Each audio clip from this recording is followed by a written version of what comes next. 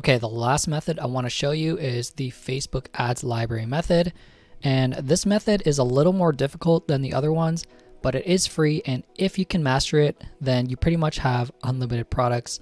The other methods are kind of limited, like the scroll methods, you're really depending on the algorithm to show you good products. And for the paid spy tools, you're sometimes waiting for them to send new products. But the Facebook Ads Library method is always available and it has every ad running on Facebook, so you won't run out. So the general idea of the method is to try and find successful dropshipping ads by using keyword terms that a successful dropshipper might use. Then we do the same thing as before and check the product with the winning product indicators just to validate the product. Just note that with this method, we're not going to be able to see engagement on the ad in the library, so no views, reactions, or comment indicators that we can use. So we'll have to depend on the other validation indicators for this one. So let's start off with a live example. I'm in the Facebook Ads Library right now, and I have this set to United States, all ads, and then for a search word, key terms, I'm just gonna start off with a typical term that dropshippers use. So I'm gonna do shop now and see what comes up. And then we're just going to keep digging deeper and deeper based on what we see. You'll kind of see what I mean when we get into it. All right, so let's scroll down. Actually, let's put on some filters. I'm going to do only videos. Again, English, active ads only. And then we're going to change the date. I want more recent things. So I'm going to do 2023 and let's do in the last month. And I don't want stuff super new, so I'm just going to do a week ago. And let's apply all 4 filters. Okay, now let's scroll down and see if we see any cool products. And I also like to see like a few ads running at the same time. So that's what I'm going to keep an eye out for as I'm scrolling through. Okay, so we got Shape Beauty here. It has 12. Let's check it out. I'm going to open it in a new tab. 41 likes. So it's a pretty good sign. They're getting some likes and they're not, a huge store yet. So let's go to About, Page Transparency, see all, Ads Library. And awesome, they have 37. So that's more than 14. That's a great sign. If we go here, see summary details, scroll down, let's see when they launched. Looks like the earliest is November 30th. So again, 30 days ago, or sorry, not 30, 14 days ago. So that's within the 1 to 4 week time frame we're looking at of the launch. Okay, so this one's actually earlier. So that's why you want to check both of them. I only checked the first one. I thought it was a November 30th launch, but then I went to this one and I saw that November 12th. So it's a little over a month, but not too long. It's like 3 days over a month. So again, you don't want to be too strict with the numbers. They're kind of just guidelines. This is pretty much within the month time frame we're looking at. So that is a great launch date. It has more than 14 copies. It has 37. And if we wanted to, we could also look for competitors of this. I'm not going to do that, but I've already shown you how previous times. So go back and check if you want to see that. So yeah, it does meet a lot of the criteria. Next thing I would check is AliExpress, see how much it's selling for. So maybe it's called Body Shaper Device. See if there's a lot of sales. I think this is it. Might be something like that. See, this has over 1,000 orders. $22. So again, it's kind of like mid-ticket-ish. It might take a little bit of money if you're on a really low budget to test this. But this is selling really well on AliExpress. So that's also a good sign. So it meets a lot of the criteria and might actually be worth a test. Something else I forgot to note about these number of ads running.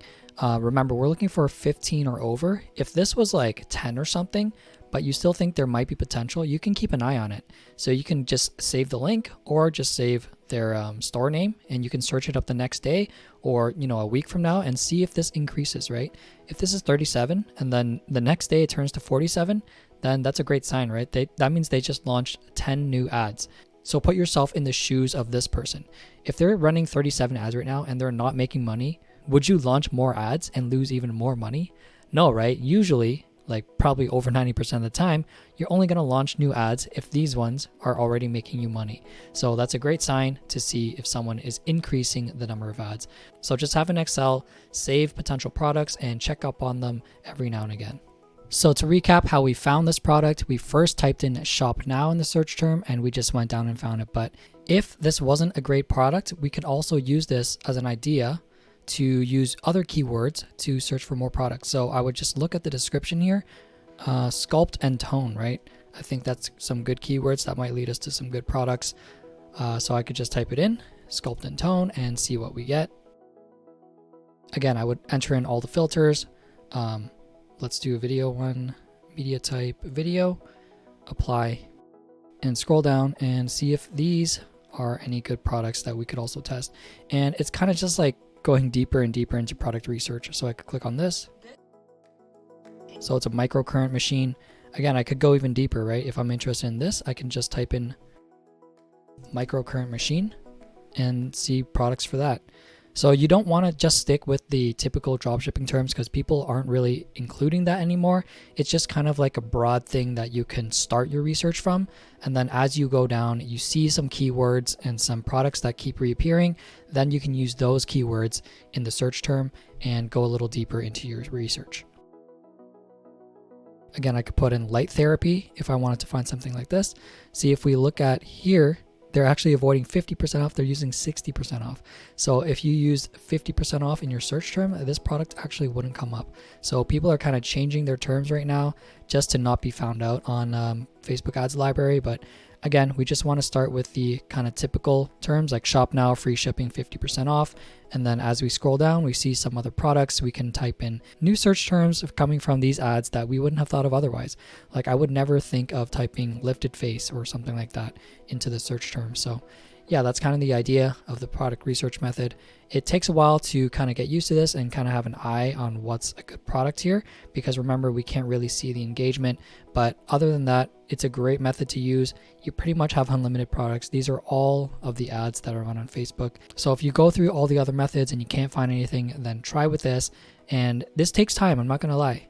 At the beginning, it might be a little bit confusing, but the more you do it, the more you'll kind of see what terms come up with dropshipping products, and you'll develop your own eye and get better and better at this. So first time might be a little slow, but as you keep doing this, you'll get better and better, I promise. So that's going to be it for all of the product research methods. Again, there's the feed scroll methods, Facebook and TikTok version, Droppoint, really cheap paid spy tool, and then you have Afterlib and Mina. These are more expensive. You don't have to do these, but if you have the budget, then go ahead and try it.